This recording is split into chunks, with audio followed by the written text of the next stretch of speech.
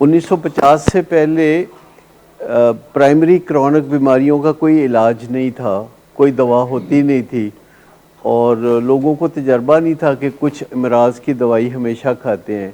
تو 1950 کے قریب پھر ایسی دوائیں آنا شروع ہوئیں، جیسے ڈائبٹیز کی دوا یا بلڈ پریشر کی یا دل کی، اس طرح کے امراض کی، بائی پولر کی۔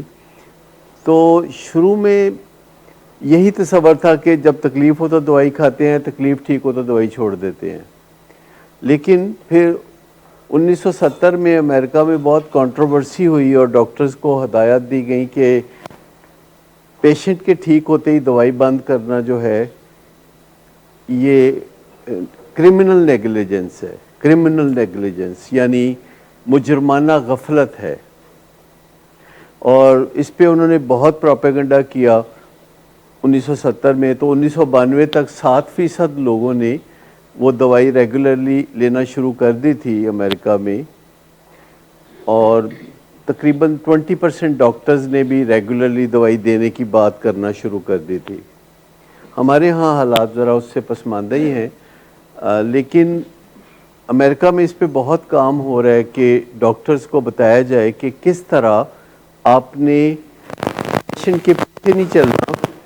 پیشنٹ کو پیچھے چلانا ہے، اور جو ہی طبیعت تھوڑی بہتر ہو تو دوائی بند نہیں کرنی۔ اور شاید آپ کو یاد ہو کہ پہلے بلڈ پریشر کے مریض کئی دفعہ فالج کا شکار ہوتے تھے، اور آپ کسی رشتہ دار کے گھر جاتے تھے تو وہاں ایک سردارہ بی بی یا کوئی خدا بخش جو ہے وہ گھر کے پچھلے کمرے میں فالج کے ساتھ ایک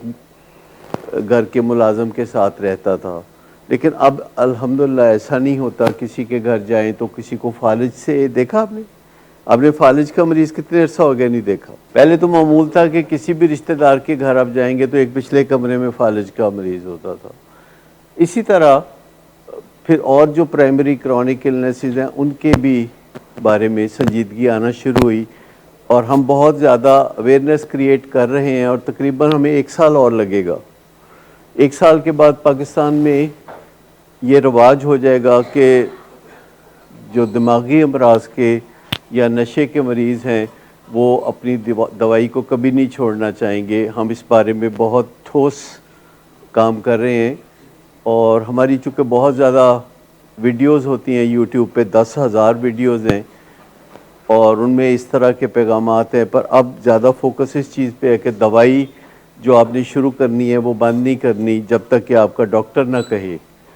اور جب بھی مریض کہے میری دوائی بند کرو پھر تو بالکل بند نہیں کرنی۔ لیکن جب ڈاکٹر کو خود نظر آ جائے، جو کہ سامنے نظر آتا ہے، تو پھر دوائی کم کی جا سکتی ہے، بند نہیں کی جا سکتی۔ اور اس پہ بھی ہم بطور خاص کام کر رہے ہیں۔ جو ہمارے ڈاکٹرز کی ٹیم ہے ان کے ذمہ میں نے آج ہی کام لگایا ہے کہ جو سائکیٹرک میڈیکیشنز ہیں ان کو دینے کا جو آرٹ ہے اس پہ کام کریں، زیادہ سے زیادہ کام کریں، کہ جس وجہ سے بھی مریض دوائی چھوڑتے ہیں وہ دوائی نہ چھوڑے کبھی بھی، کیونکہ دوائی چھوڑنے سے سارا کام ٹریگر ہو جاتا ہے۔ اور نشے کی بیماری کے پیچھے ایکچولی موڈ کی بیماری ہے، خراب موڈ کی بیماری ہے، جس کی وجہ سے لوگ نشہ کرتے ہیں۔ آج کل آپ وہ ایک میسج سن رہے ہوں گے جو کہ نارکوٹکس کنٹرول بورڈ کی طرف سے ٹیلی فون پہ سنائی دیتا ہے، اور اس میں وہ کہتے ہیں کہ نشے سے بچو، یہ لعنت وغیرہ اس طرح یوز کرتے ہیں۔ لیکن وہ اتنا لمبا میسج ہے، اور وہ بہت زیادہ اٹریکٹیو میسج نہیں ہے، سائنٹیفکلی بہت درست میسج نہیں ہے۔ میسج صرف اتنا ہے جو لوگوں کو دینا چاہیے کہ اپنے موڈ کی حفاظت کرو، نہیں تو نشے کی بیماری کا خطرہ آپ کے اوپر منڈلا رہا ہے۔ بھئی اتنی سی بات کہ اپنے موڈ کی حفاظت کرو، موڈ مزاج کی حفاظت کرو، پھر لوگ خود ڈھونڈ لیں گے کہ ان کا موڈ کیسے خراب ہوتا ہے، کون خراب کرتا ہے، اور کیسے بچنا ہے۔ تو موڈ کی حفاظت اگر ہم کرنا شروع کر دیں تو